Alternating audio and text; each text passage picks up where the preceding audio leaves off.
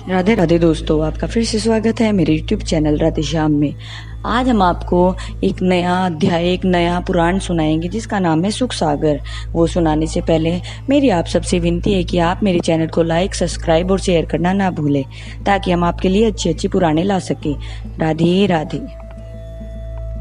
राधे राधे दोस्तों, आपका फिर से स्वागत है मेरे YouTube चैनल राधे श्याम में। आज हम आपको आगे की कथा सुनाते हैं। हे राजन, एक बार महादेव जी पार्वती जी के साथ कैलाश पर्वत पर बैठे हुए हरि गुणगान कर रहे थे। उसी समय महादेव जी ने प्रसंगवश प्रभु के मोहिनी रूप का वर्णन किया तो यह सुन पार्वती जी महादेव जी से बोली, हे प्रभु, आप मुझे अवश्य ही वह मोहिनी रूप दिखलाइए। पार्वती जी की विनती सुन महादेव जी तुरंत नंदी गण पर बैठ वैकुंठनाथ के दर्शन करने वैकुंठ की ओर चल दिए।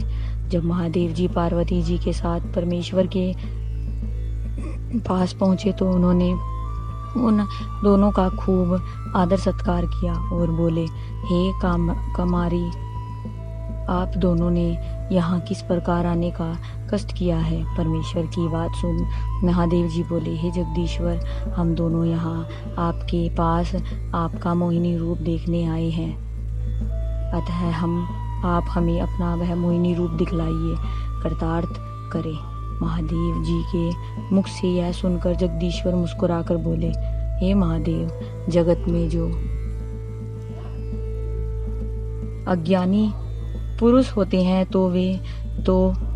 वे तो जगत को ही मेरा स्वरूप समझते हैं। इसलिए महादेव जी, आप ज्ञानी और योगी होकर भी मेरे सगुण अवतार देखने की कामना करें तथा पराजित किए हुए कामदेव से पराजित होकर जगत में अपने आप को अपमानित ना करें।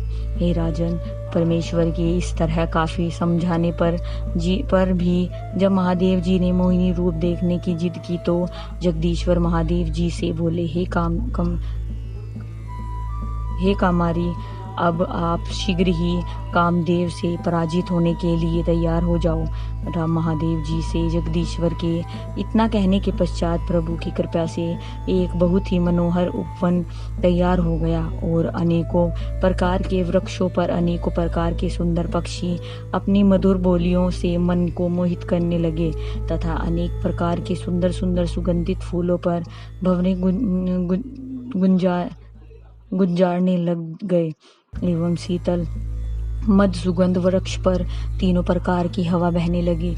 हे राजन, उसी समय तीनों लोगों को मोहित करने वाले श्री हरि विष्णु अपने सुंदर मोहिनी रूप में प्रकट हुए। श्री सुखदेव जी बोले, हे राजन, जैसे ही भगवान के अत्यंत मनोहर मोहिनी रूप को महादेव जी ने देखा त्यों ही वे पार्वती जी सहित मोहित हो गए और इसी अवस्था में उनका वीर्य स्खलित हो गया तथा उनके पश्चात जब उनको चेत हुआ तो महादेव जी ने पार्वती जी सहित अपने आप को अकेला बैठा पाया। जब उन्होंने देखा कि उनका तो वीर्य स्खलित हो गया है तो वे बहुत उदास हो गए।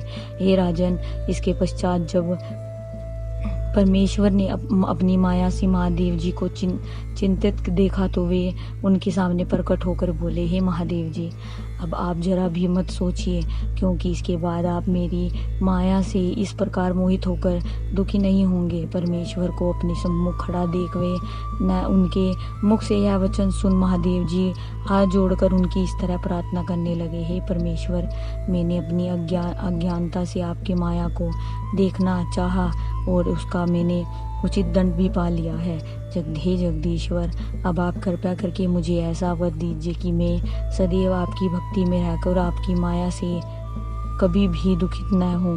महादेव जी की यह बात सुनकर प्रभु श्री हरि विष्णु जी बोले, हे महादेव जी, ऐसा ही होगा। फिर महादेव जी पार्वती जी सहित हरि गुण गाते हुए कैलाश पर्वत पर चले गए। श्री सुखदेव जी बोले, हे राजन, जब कामदेव को भस्म करने वाले महादेव जी मोहिनी रूप को देखकर मोहित हो गए तो संसारी मनुष्य का तो कहना ही क्या है। इसलिए हे राजन, ज्ञानी पुरुष को कभी भी भूल से भी स्त्री का संग नहीं करना चाहिए।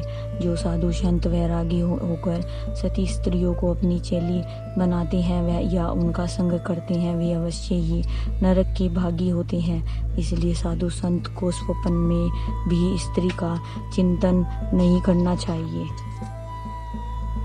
श्री सुखदेव जी बोले, हे राजन, एक मनवंतर 71 चौकड़ी का होता है और उसमें प्रभु श्री हरि विष्णु जी अपना एक सगुण अवतार धारण करते हैं तथा साथ ही 6 मनवंतर का हाल में आपको बता चुका हूँ। अब आप बाकी 8 मनवंतरों का हाल आपको सुनाता हूँ, ध्यान से सुनो। 7वां विश्वान का पुत्र श्रद्धा वेद मनु जो कि वर्तमान है, इसके इक्ष्वाकु आदि 10 पुत्र हैं और आदित्य आदि देवता तथा अगस्त्य अत्रि गौतम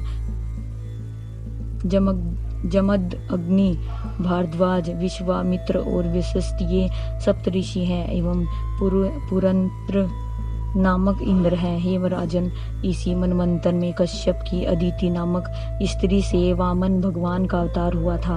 8वें मनवंतर में सावर्णी नामक मनु निर्मेकादिक उनके पुत्र पुतपालादि देवता बलि नामक इंद्र और दीप्त आदि सप्त ऋषिवर होंगे। उस समय प्रभु सर्वभौम अवतार धारण कर राजा बलि को स्वर्ग का राज्य दिलाएंगे। 9वें मनवंतर है 10 सार्वणी नामक मनु भूत केतु आदि उनके पुत्र मरीच आदि देवता अभूत नामक इंद्र तथा दूती आदि सप्त ऋषि होंगे। उस समय प्रभु श्री हरि विष्णु जी ऋषभ नामक अवतार धारण करेंगे। 10वें मनवंतर में ब्रह्मा सावर्णी नामक मनु भूषण आदि उनके पुत्र हविष्मंत आदि सप्त ऋषिवर विहंगम आदि देवता और वेदध्रत नामक इंद्र होगा। उस समय प्रभु श्री हरि विष्णु जी धर्म सेतु नामक अवतार धारण करेंगे। 12वें मनवंतर में सावर्णी नाम के मनु देव वामन आदि उनके पुत्र हरित आदिक देवता तप मूर्ति आदि सप्तऋषिवर और राजधामा नामक इंद्र होंगे। 13वां देव सावर्णी नामक मनु चित्रसेन आदि उनके पुत्र सुकर्म आदि देवता नीरमेक आदि सप्तऋषिवर और दिवसपति नामक इंद्र होंगे। उस समय प्रभु योगीश्वर नामक अवतार धारण करेंगे। आज की कथा में समाप्त करते हैं, आगे कथा आपको कल सुनाएंगे। राधे राधे राधे राधे, जय श्री कृष्ण। अगर आपको मेरी वीडियो अच्छी लगी तो बेल आइकन दबाना ना भूलें ताकि आपको मेरे आने वाली वीडियोस का नोटिफिकेशन मिलता रहे। धन्यवाद। ओम नमः शिवाय।